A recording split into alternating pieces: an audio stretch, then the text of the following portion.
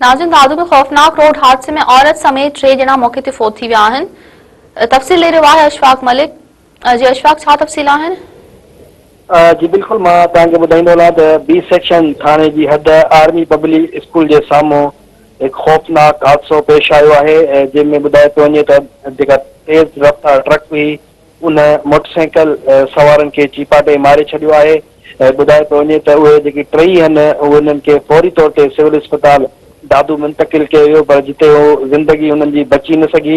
मां तव्हांखे इहो ॿुधाईंदो हलां त जेको आहे सो ॿुधाए पियो वञे त इहे टई जेकी आहिनि उहे ॻोठ जोई जो ॻोठ आहे बावन बबर उन जा रवासी आहिनि, जिन में हिकु औरत ऐं हिकु नौजवान ऐं हिकु मासूम नींगरी शामिल आहिनि, जंहिंमें हिकु औरत जेका आहे फरज़ाना ज़ाल इमाम बख़्श जेको आहे बबर तौर हुनजी सुञाणप थी आहे, जॾहिं त हिकु जेको नौजवान आहे ऐं नींगरी जी जेका उहो अञा ताईं सुञाणप न थी सघी आहे। पुलिस जो चवणु आहे त इहे हिननि टिन्हिनि जो हिकु ई ख़ानदान सां तालुक़ु आहे ऐं हीअ कंहिं कमकार सां वञी रहिया हुआ त जेका तेज़ रफ़्तार ट्रक ई उन्हनि खे टकर हयूं ऐं हू मौके ते फौत थी विया आहिनि।